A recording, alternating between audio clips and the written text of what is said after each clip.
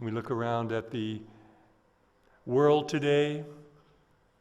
Certainly there's a lot of causes for concern, isn't there? There's a lot of suffering, a lot of tragedy, a lot of chaos, a lot of confusion. But Guruji is here to tell us that we should never forget that out of this, a better world is being born. Out of this, a higher spiritual civilization is being born.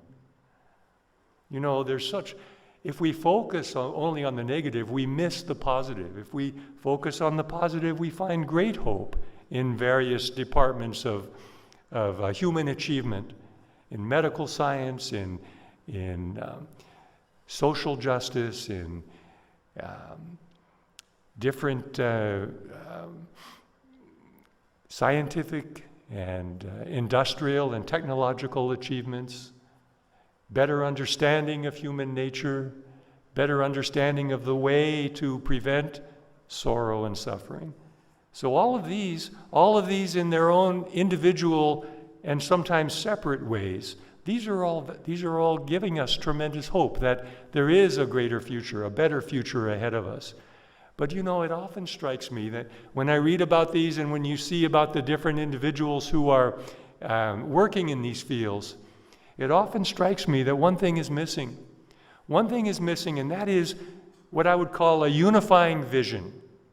Something that, some thread, some framework, some overarching understanding that unites them all together, in a force that will truly bring about the emerging global spiritual civilization. And that unifying vision, where do we find it? Where do we find it?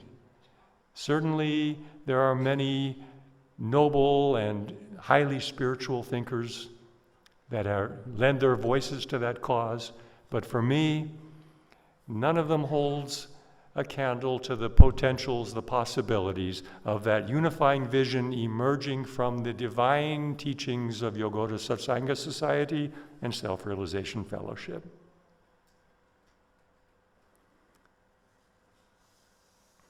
So I urge each of you, study the lessons.